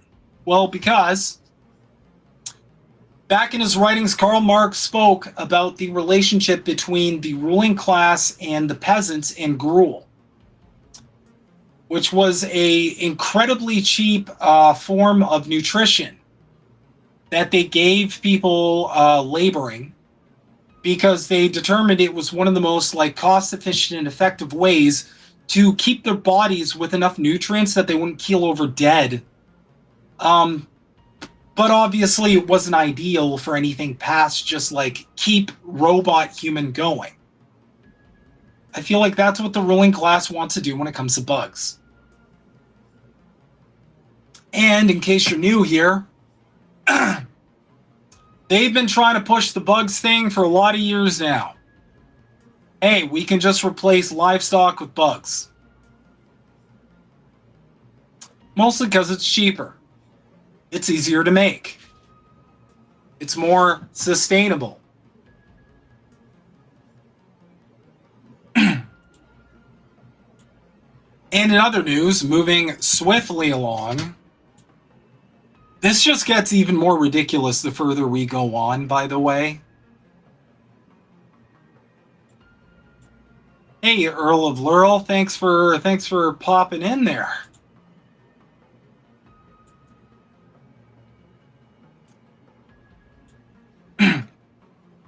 Governor Newsom takes proactive action to strengthen robust state response to bird flu. Governor Gavin Newsom today proclaimed a state of emergency to streamline and expedite the state's response to avian influenza A, H5N1, commonly known as bird flu. This action comes as cases were detected in dairy farms on cows in Southern California, signaling the need to further expand monitoring and build on the coordinated statewide approach to contain and mitigate the spread of the virus. The virus has spread in 16 states among dairy cattle following its first confirmed detection in Kansas and Texas in March 2024. To date, no person-to-person spread of bird flu has been detected in California, so of course we have to declare an emergency. That sounds normal. And nearly all infected individuals had exposure to infected cattle. Again, what is the focus? Always think about what are they trying to... With all these media articles, always ask yourself, what are they trying to point the reader towards? California has already established the largest testing and monitoring system in the nation to respond to the outbreak. This emergency proclamation will provide state and local agencies with additional flexibility around staffing, contracting, and other rules to support California's evolving response. Coming straight from the psychopath horse's mouth, this proclamation is a targeted action to ensure government agencies have the resources and flexibility they need to respond quickly to this outbreak. Building on California's testing and monitoring system, the largest in the world, we are committed to further protecting public health, supporting our agriculture industry, and ensuring that Californians have access to accurate, up-to-date information. While the risk to the public remains low, we will continue to take all necessary steps to prevent the spread of this virus. California has mobilized a comprehensive cross-agency response to bird flu in dairy cattle and poultry farms to minimize farm worker exposures, reduce raw dairy product contamination, and mitigate the spread of the virus. Hey, who's that guy that's really about raw milk? Oh yeah, isn't he part of the American government now? That's curious.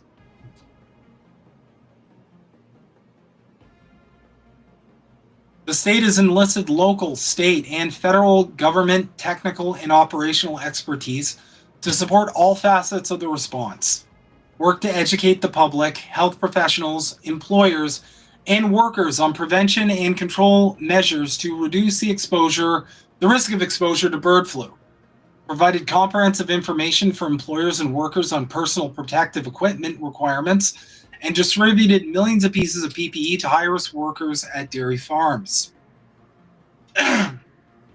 Through coordinated public awareness efforts between the California Department of Public Health, CDPH, the California Department of Food and Agriculture, CDFA, California Office of Emergency Services, Cal OES, and other agencies, the state is leading a cross-agency response that includes timely public updates, multilingual outreach to dairy and poultry workers, targeted social media efforts to promote preventative practices, online and printed resources for the public, and media interviews to keep Californians informed.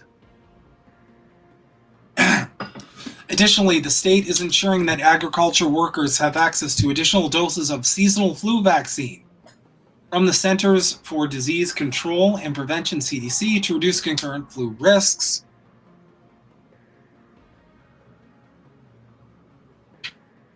Bird flu in the United States. Bird flu was first detected in the United States in the wild bird population in South Carolina in January 2022, and in the wild bird population in California in July 2022. On March 25, 2024, an outbreak of bird flu in dairy cows was first reported in Texas and Kansas, and CDFA took immediate action to monitor for bird flu infections in California herds. Since then, there have been 61 total reported confirmed cases of bird flu infection in humans across 7 states, including 34 reported human cases in California. So all of this is because of 34 cases. 34. 3-4.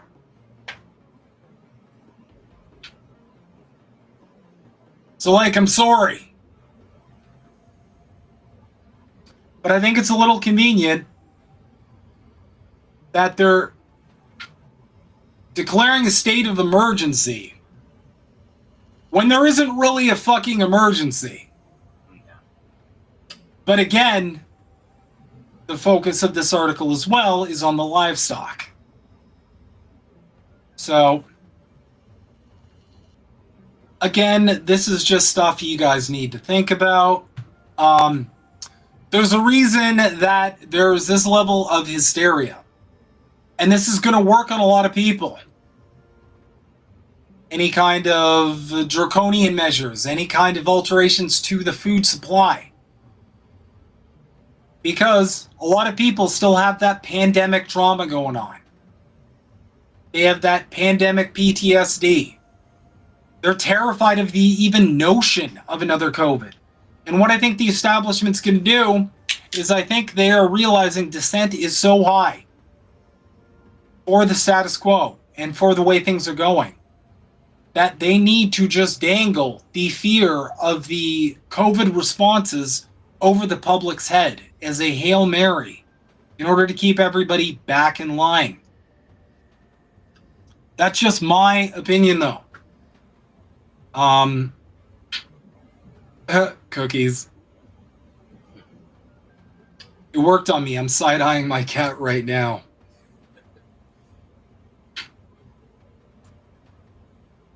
Obo Rody, what's up, man? Poultry workers with mild symptoms. Isn't that what green cards are for? This is novel.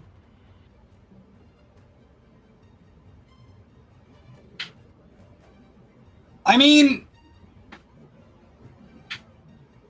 it's weird how they vacillate because it's super deadly, but then a ton of the people who've gotten it are just like they're fine. They just have mild symptoms. So it's probably like a difference in strain. That could definitely be a reason for possible concern.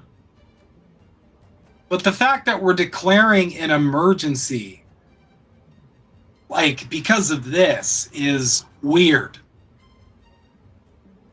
But again, they need that consent. They need that fear.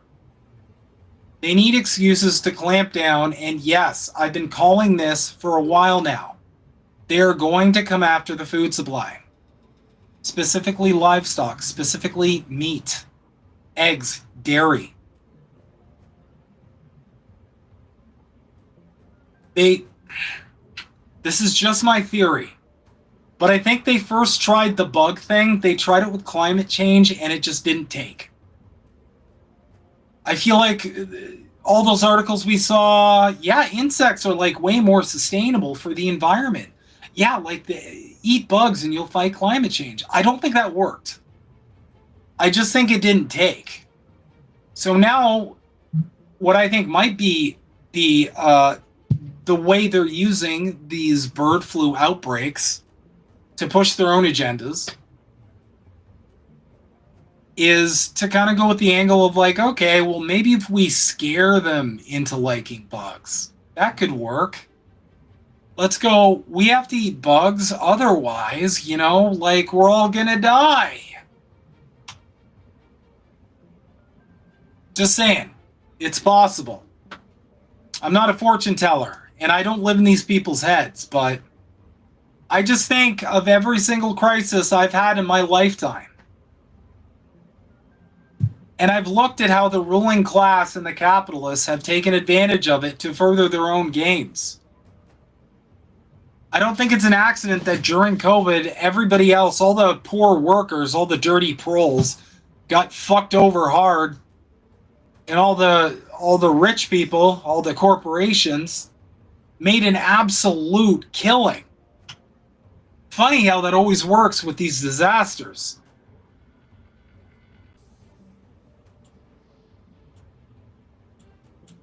In other news, though, I want to ask you guys, is Rand Paul okay? Because this is some shit I just saw.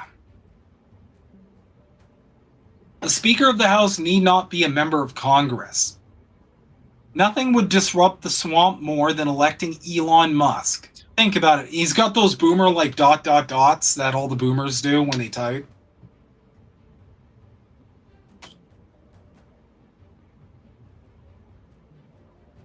Nothing would disrupt the swamp more than Elon Musk. That's where Rand Paul is at. I don't even have words. Is this guy doing okay? His father would be ashamed of him right now. I don't know. Ron Paul seems really good. He seems really, really psyched. Last I checked, Ron Paul was pretty stoked about the whole Doge thing going through. So, I don't know. But yeah. Lastly, though, we've got sorry.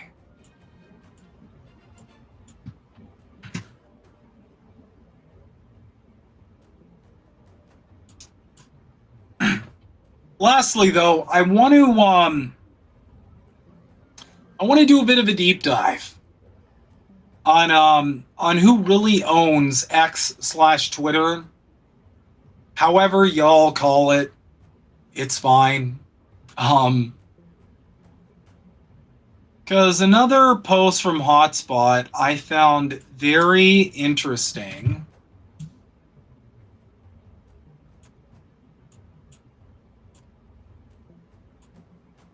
So Elon Musk was just forced by a judge to release the names of the people who bought X with him. One of the names was the creator of Oracle, Larry Ellison, via the Lawrence J. Ellison Revocable Trust. Funny thing about the Oracle data collection software is that it started as a secret CIA project 3 years before Larry created it. Wow, I mean, the he CIA. didn't even change the name of it. See, Project Oracle. And his biggest contracts were always with the CIA. Elon Musk uses the illusion of freedom of speech as a smokescreen. So we forget that X is like every other social media platform. Data collection software with ties to the CIA. Another weird name on the list was Sean Combs Capital, adding spy software to the list of other Diddy investments. Oh my god. So I got the full list here. I'm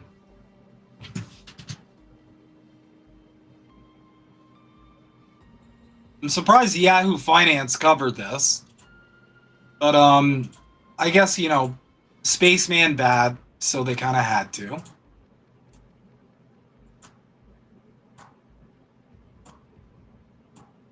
You go one more big. There we go. Elon Musk was just forced to reveal who really owns X. Here's the list. Bill Ackman and Sean Diddy Combs are among the list of owners of Elon Musk's X, the social media site formerly known as Twitter. The platform has been forced to disclose its investors as part of a lawsuit brought by former employees who are seeking payment of arbitration fees incurred following Musk's purchase of the site. Previously, X has argued that its investors were confidential as a matter of routine practice and policy, but this week, a federal judge in California ruled to unseal the list of the site's owners. Among the nearly 100 owners of the social media giant are some familiar names, both from the world of investment and from within the X universe. Previously, high-profile investors like Fidelity had been connected with X, most notably because the investment vehicle's filings implied a 72% drop in the company's value since Musk took it over. However, the latest filing reveals the investment behemoth's backing of the platform, with almost 30 separate Fidelity-linked entities holding stakes in the brand. This week's unsealed documents also lay bare the lesser-known stakeholders in the company. The list seen by Fortune reveals the Pershing Square Foundation owns a stake in X. If the name sounds familiar, it's because of its link to Pershing Square Holdings, founded by billionaire investor Bill Ackman 20 years ago. Although the foundation of the same name is led by an independent senior leadership team, Ackman and his wife, Neri Oxman, are co-trustees. Ackman is a vocal user of X and frequently uses the platform to address other high-profile individuals and entities. He has used it to debate Shark Tank star Mark Cuban and raise questions about the leadership of his alma mater, Harvard University. Elsewhere in the list of owners, as we just covered, is Oracle founder Larry Ellison. The stake in X comes via the Lawrence J. Ellison Revocable Trust, the principal business of which, per an SEC report filed in 2008 and seen by Fortune, is to hold the assets and estate of Mr. Ellison. The interests of the trust and Oracle bear no relation to each other, the SEC filing adds. Unlike Ackman, Ellison is not an avid user of the site. Despite having more than 130,000 followers, Ellison has posted twice, once in 2012 and once in 2023. So they're not going to mention the CIA thing, because of course they're not. Another notable name on the list is Sean Combs' Capital.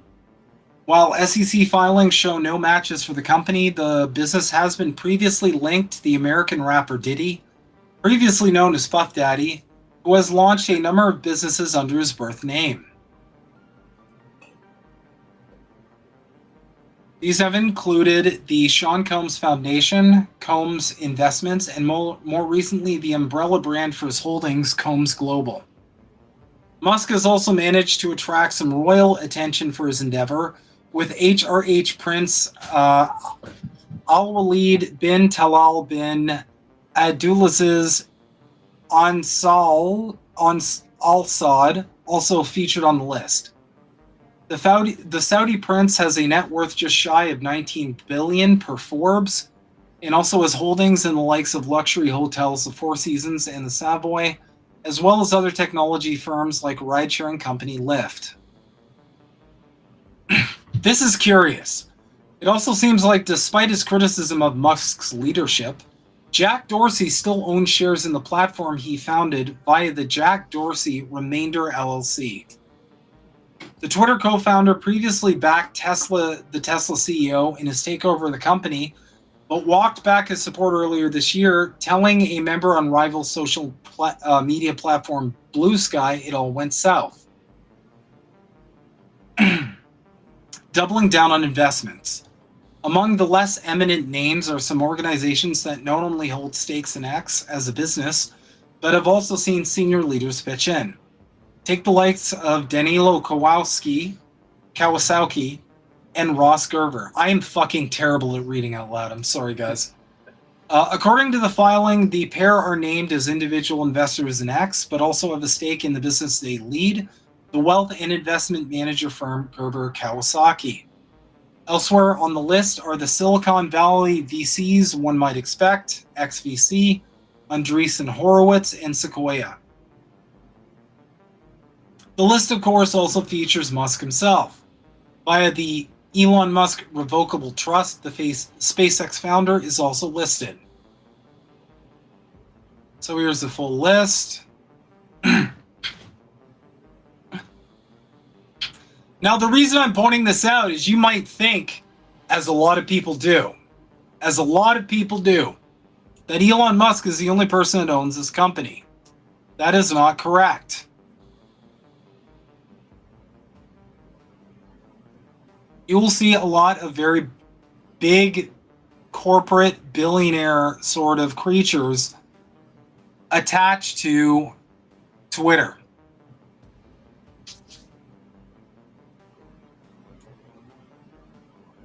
So,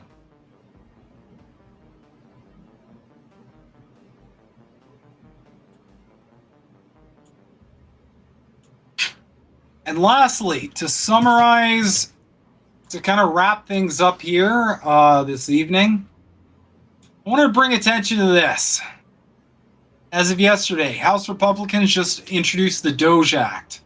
The bill cuts non-military spending by $114 billion. Shrinking programs for energy, climate, health, transportation, veterans, education, economy, and more. The DOGE Act reduces Pentagon spending by $0. So for all the talk from this part of the machine about reducing Pentagon spending,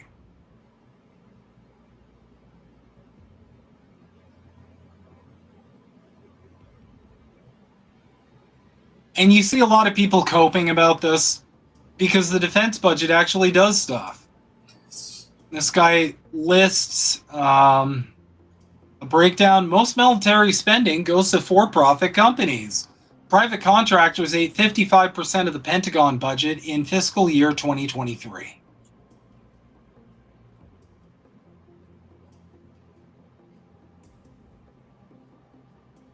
I like this one. They're cutting veterans' needs. You hear that, Trumpy vets? Veterans would suck a log straight from Trump's butthole.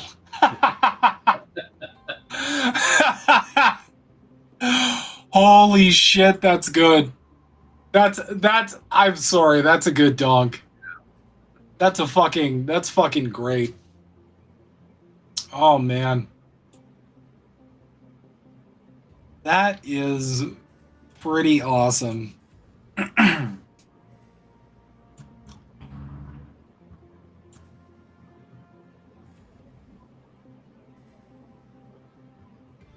Let me see here.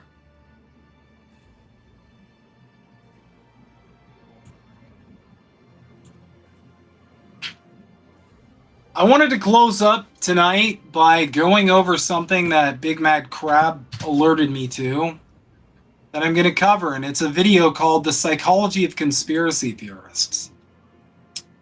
And the reason I'm covering this, as someone who has studied psychology myself,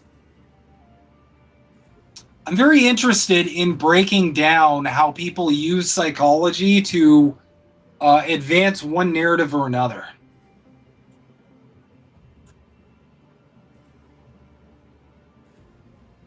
Thank you to ZocDoc for sponsoring a portion of today's video. It's estimated that pretty much everyone believes in at least one type of conspiracy theory. First, let me explain what I mean by conspiracy theory. One definition from the psychology of conspiracy theories is explanations for important events that involve secret ploys by powerful and malevolent groups. Another article called The Conspirational Mind defines it as having three elements: conspirators, hidden plans, and malintent. So the definition of conspiracy theory that I'm operating on in this video makes no evaluative judgment about whether conspiracy theories are true or not. Based on the definition, even conspiracy theorists themselves would probably say that, yeah, I believe in a conspiracy theory. And let's be real, some conspiracy theories are real. There are lots of situations where, for instance, the elites abuse their power. Corporate greed has led to systemic consequences, and groups of people have been scapegoated, such as the medical experimentation on Black Americans that was very common in the 20th century. So my intention with this video is not to comment on this conspiracy theory is real versus this one is rubbish, but rather to present you with the research on why do people believe in conspiracy theories, what are their motivations, and who tends to believe in conspiracy theories. Are there certain psychopathologies, personality disorders, or just personality traits associated with a belief in conspiracy theories?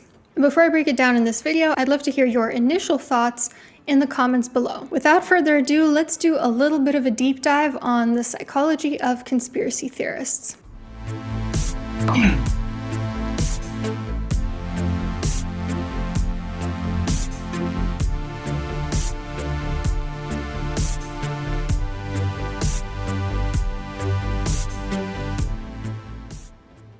So a recent meta-analysis from 2023 looked at 170 studies and over 158,000 participants to assess what are the motivational and personality correlates of conspiracy theorists. What are their motivations and how are their personalities? So in terms of psychopathology, meaning the mental disorders that they held, belief in conspiracy theories was positively correlated with schizotypy, paranoia, unusual experiences, negative affect, so things like anxiousness or emotional lability, detachment, which is things like intimacy avoidance or suspiciousness, antagonism, which is things like callousness or manipulativeness, disinhibition, psychoticism, and anger. In terms of personality, they were strongly linked to abnormal personality traits. Specifically, conspiracy theories were fundamental to paranoid personality disorder, also to schizotypal personality disorder, which is characterized by, again, paranoia, but also odd thinking styles, ideas of reference, like thinking that everything is about you, and disorganized communication. Conspiracy theories are also highly found in people with individual and collective narcissism. The authors say individuals prone to conspirational ideation are more likely to be insecure, emotionally labile, suspicious of others, withdrawn, egocentric, and eccentric. Now, in terms of normal range personality traits, I want to pause here. Okay. Speaking to the narcissism, I'm going to break this down in a way that she is probably not able to. The reason why there's more like paranoia and the reason why there's more paranoia for people with narcissism is because a central hallmark of people with narcissistic personality disorder is they need to have control. They need full control over their environment. So that is why a lot of them are more on the conspiratorial side. But that doesn't paint the full picture. Because from what I'm seeing so far is this whole narrative of like, if you believe in conspiracy theories, you're a narcissist. It's not really that simple. What it is people with narcissistic personality disorder, or NPD, they need full control over their environment, which makes them more prone to paranoid thinking. It actually makes them better narcissists. These people are very hypervigilant. You could say the same of people with borderline traits or borderline personality disorder, because those people are also hypervigilant for different reasons. For people with BPD, for example, it's more centered around fear of abandonment. Negative affect that she listed earlier is also a borderline trait. So traits, things like introversion, extroversion, the correlations were weaker and more inconsistent, meaning belief in conspiracy theories tended to be linked more strongly to abnormal personality and mental disorders rather than normal range traits. Now, some of you might be thinking, I knew it. I knew my Uncle Jerry was crazy. But that's the wrong conclusion to draw from this research. It's not enough to know that people with certain psychopathology believe in conspiracy theories. You have to actually understand why someone with that presentation would be drawn to believing those things. Only then, by truly understanding them, can you maybe help them and help society as well. But before we get into that, I want to tell you about today's sponsor, ZocDoc. If this topic is already giving you a headache and you're thinking, I've been having a lot of headaches, maybe I should check that out, you can. Theories are caused by three main motives. A need to understand one's environment, which are called epistemic motives, a need to feel secure in one's environment, which are called existential motives, and a need to maintain a superior image in oneself and one's in-group, which are called social motives. How so? So, a need to understand one's environment. Let's say a monumental event like 9/11 happens, or the COVID-19 pandemic, and you just need to make meaning of it. It can't just be random. There must be an explanation that you can formulate in your head. What about a need to feel secure in your environment? If you feel disenfranchised by society, if you've lost your identity for whatever reason, then you're going to mistrust the people that are supposed to keep you safe, the people in power, the politicians, the lawmakers, all of that. And what about that third need of trying to maintain a superior image of yourself and your in-group? If you believe that some identity you hold, whether it's American, male, Christian, Muslim, white, black, whatever it is superior to others, and you see everyone not within your group as a threat to your social identity, you're going to idealize your group, and you're going to blame the out group for... You okay? Yeah. This is already like very largely... Like, I feel like you guys know, like, the angle. They're already going down with this. They're already going down the... If you don't trust the official narrative for anything, if you don't just believe CNN, it means you're a bad person, and it means you're a narcissist. And, like, it means that, like... you just have personal problems that is preventing you from accepting that narrative.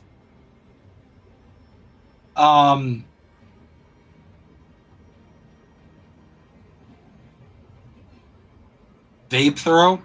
Hey, I'll take vape throat over smoker's cough, dude. I feel 10 times better since I switched over, so I'll take it.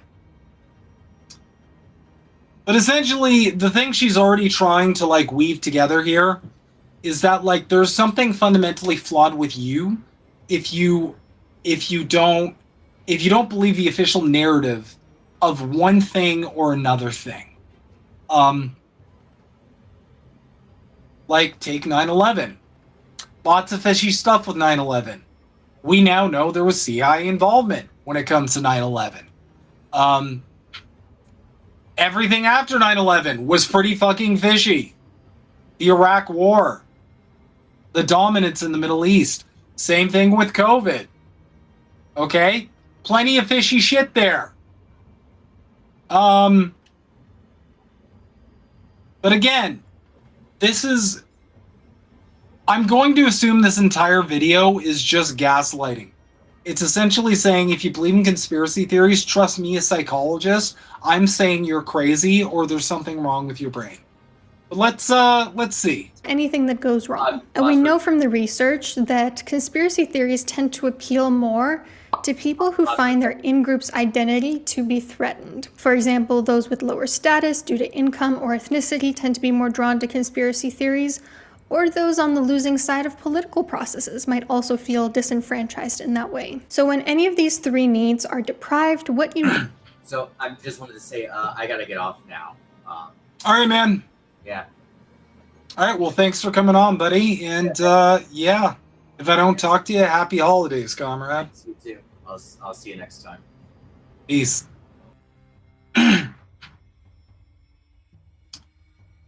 So now, guys, as an extra treat, I love how we can customize this now.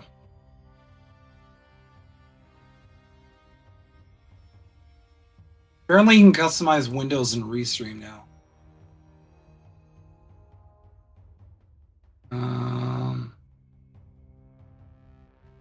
Oh, that's cool. You can make a little bubble. Anyway. Can I make it bigger? Nope. Okay, so this is still shit, kind of. But I like the bubble. Anyway. So another additional, like, little bit of bullshit is the class angle here, because now she's kind of implying, well, if you believe in conspiracy theories, you're also poor. So, can I come on next week, Snow? You absolutely can. I don't have a guest lined up for next week, so that'll, it's a date. Get as an individual who's tempted to believe in conspiracy theories. Now, the same meta-analysis that I was talking about before found that the social motives are particularly supported by the research. So it seems that conspiracy theorists tend to rely quite heavily on individual and collective narcissism. Why individual narcissism? Well, like one of the articles I looked at mentioned, people who endorse conspiracy theories are motivated to stand out among their peers and feel entitled to special recognition. That is basically what narcissism is. If you feel like there's this secret truth that nobody but me knows, but I'm so clever that I've figured it out, then you're going to feel superior to other people, and it's going to fuel that narcissism. Conspiracy theories are also linked to a need for uniqueness and a distrust of others. You feel like, wow, I'm so special compared to other people, and also I can't trust other people. Of course you're going to be drawn to conspiracy theories. Also, if you feel victimized in the world, you're going to be drawn to conspiracy theories.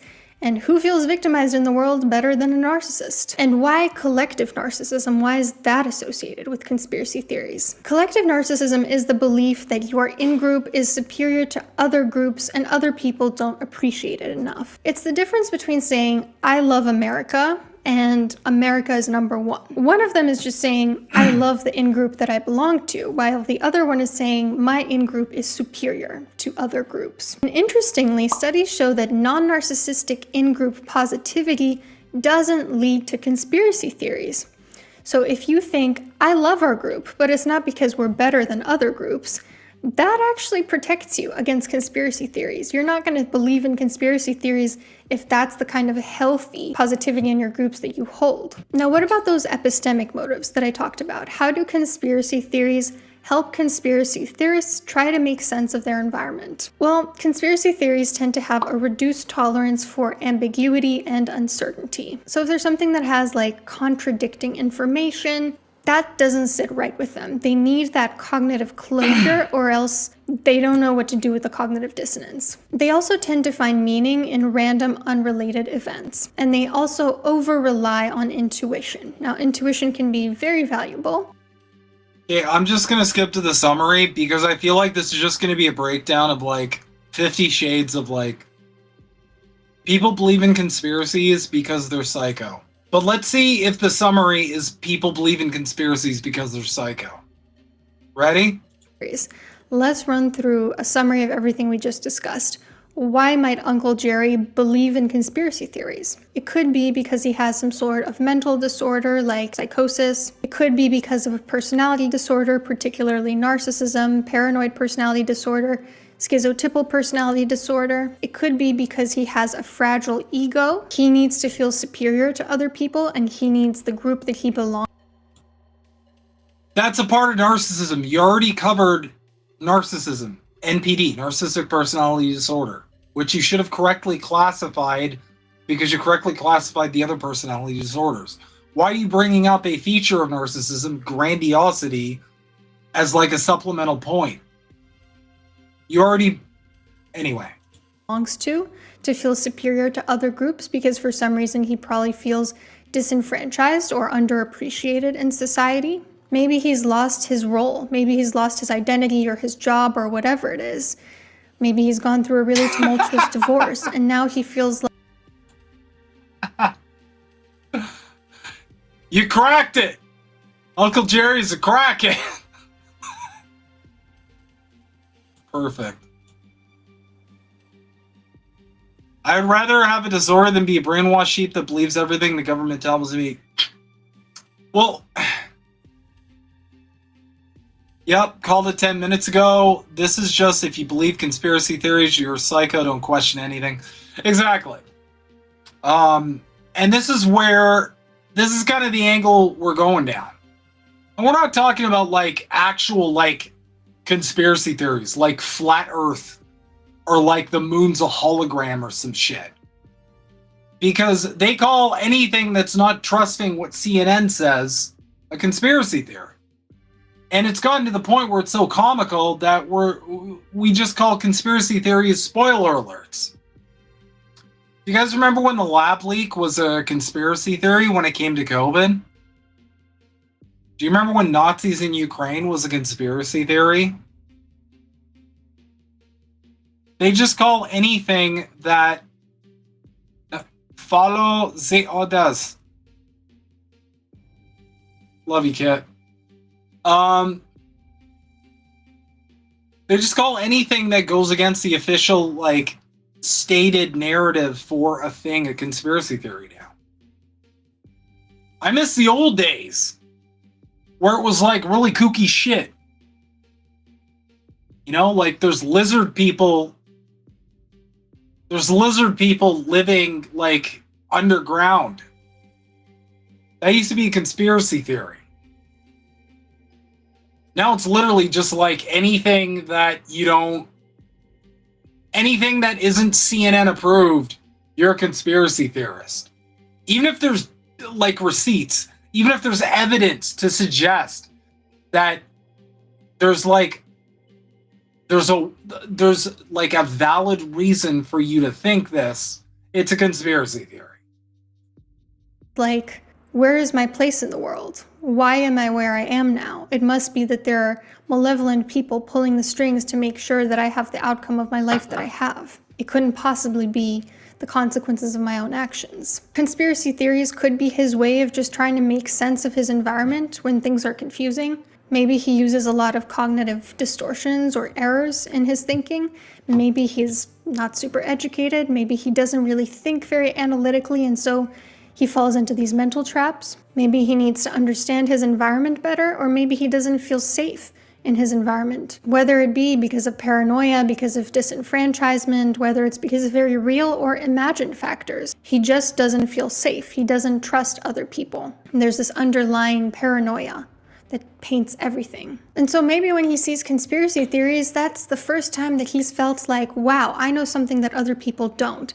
I'm in on a little secret. He feels like his eyes have been opened, like he's been awakened. It's exciting to him, it's entertaining, it fills a hole in his life. It gives him that instant gratification, because we know that feeling like you are morally righteous is basically like a drug hit for people. Maybe he gets to bond with other conspiracy theorists, and in that way he retains a sense of belonging when really he feels very alienated and lonely in real life. So if you're dealing with an Uncle Jerry, what are some tips? Uncle Jerry's got to develop some critical thinking skills. He's got to get up his analytical skills, his reasoning, possibly his education level. That's not really something that you can do for him. These people don't want you to develop critical thinking. Because what they call conspiracy theories a lot of time is the end conclusion of you applying critical thinking. Not believing the official narrative when it comes to, I don't know, Cold War propaganda, the Ukraine narrative, anything that happens to, like, anything that relates to Israel. Anything that relates to fucking anything. You've used critical thinking to arrive at that place. And their job is to gaslight you and say, no, you're not using critical thinking. It's okay, bad cookies. I'd be laughing too. This is great. I think after this, I have to deep dive this person. Except by trying to compassionately nudge him in that direction and just leading by example. I do find that it's pretty helpful for people to model the behavior that you wish for them to emulate. You know, like if someone is emotionally immature, model emotional maturity. If somebody is really impulsive, then model emotion regulation. In this case, model your process of reasoning. Model the way that you deconstruct your own cognitive errors. Show how it's done, and maybe he'll start to catch on. Also, make sure that you're differentiating between reliable and unreliable sources of information. If you're having a respectful conversation, I don't recommend an argument about conspiracy theories, but if you're having a respectful conversation about it, then respectfully tell the other person, listen, this website that you showed me, this is not reliable. Let me show you like the actual raw data on this, which contradicts what this is saying. And you want to really try to be empathic and non-judgmental when you have these dialogues, because if you're not, and if you just really come down on the other person really hard, they're just going to feel more alienated. They're going to feel more inferior. They're going to feel more unsafe in their environment, more confused about what's going on. And that's just going to push them further from the truth and deeper into their conspiracy theories. Conspiracy theories, remember, are based on paranoia. If you want the other person to not be paranoid anymore, you have to make it very clear that you are not threatening to them. And lastly, in some cases, therapy might be recommended. But again, you can't really force people to seek help. There it is. There it is.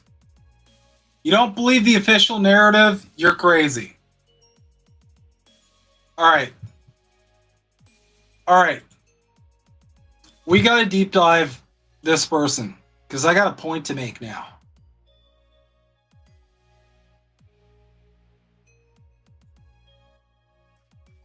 Okay, let's see if I can...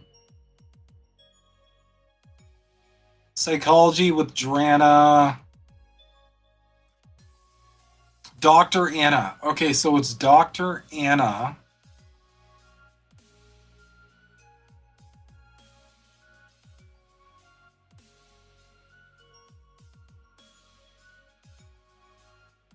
Let's go to psychology. Thank you to Parrot for sponsoring a portion of today's video. Thank you to Parrot for...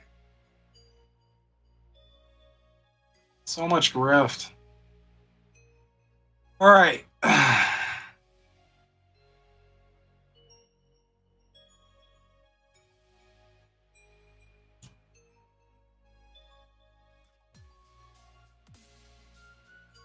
So she's got a website.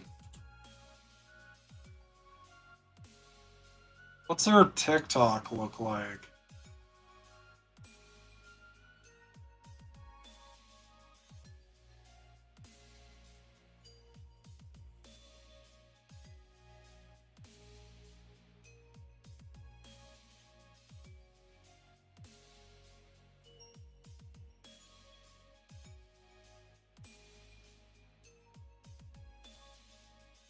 Okay, well, this isn't helpful.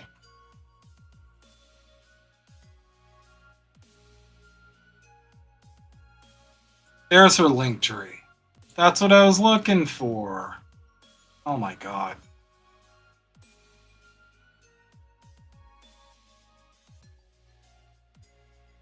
Okay, well, let's look.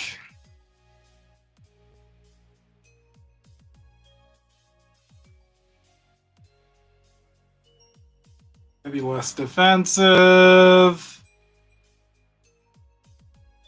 Okay. So what, this person just doesn't have like any social media outside of like YouTube, or what's the deal here? I'm so confused.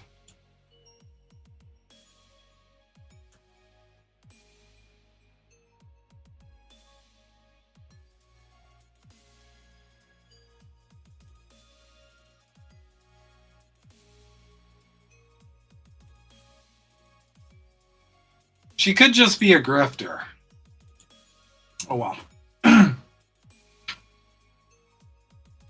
She's got an OnlyFans? What? Oh no. I mean, I'm not judging. I'm pro sex worker, but it seems like she's just trying to get that bag. That is, if this isn't like an obvious State Department sort of. Let me just check.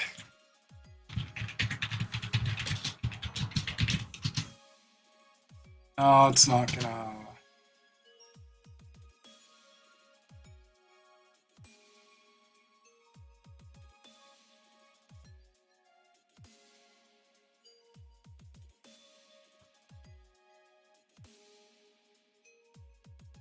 No, I can't really find anything. Can't really find anything on social media. That's a little sus. But anyway, that's kind of my personal breakdown as a psych human. Not only was a lot of psychology there kind of really misapplied, which I tried to correct in real time, but the entire framing is completely inaccurate. We live in a world where the application of your critical thinking is going to arrive you at a conclusion that is going to be deemed a conspiracy theory by our media, by our government officials, the whole Russian propaganda thing. Let's never forget that. So it's most certainly disheartening. This shit has 35,000 views. Oh my lord.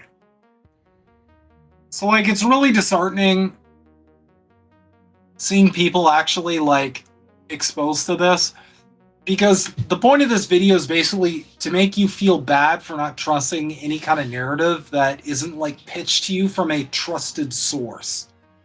And she kind of alludes to that. She kind of gives the game away.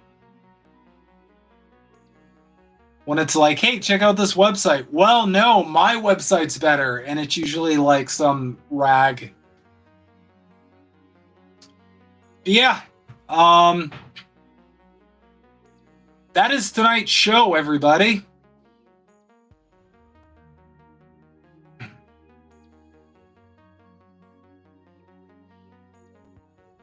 That's what I mean, Himbo. It's coming off as an op. Big time. Especially given that, like, there's no other paper trail than, like, these avenues of revenue. There's no, like, actual social media I can find. It definitely comes off as, like, is this just a Fed? Because, like, let's see. She has 500,000 subscribers.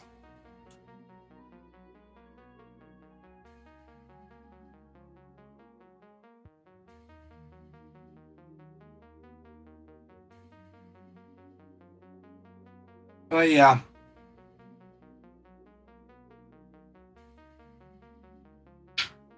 Anyway, that's I think that's it for me tonight. Definitely follow me at @snowhimbo at YouTube if you have not.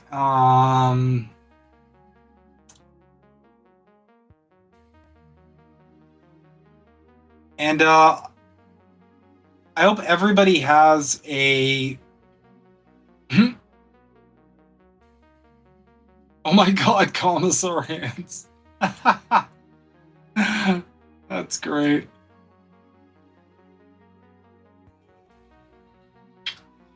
Follow me at,